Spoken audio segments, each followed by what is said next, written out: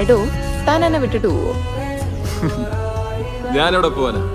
ഇതല്ലേ എന്റെ ലോകം. സലോമി ചേച്ചി പറയുന്ന പോലെ കുപ്പിയും പാട്ടൊക്കെ പറക്കി പെയിന്റും ഒക്കെ അടിച്ചു ഞാനിവിടൊക്കെ തന്നെ കാണും. താനല്ലേ ജിപ്സി. താൻ എന്നെ ഇട്ടിട്ട് പോകാനാണ് സാധ്യത കൂടുതൽ.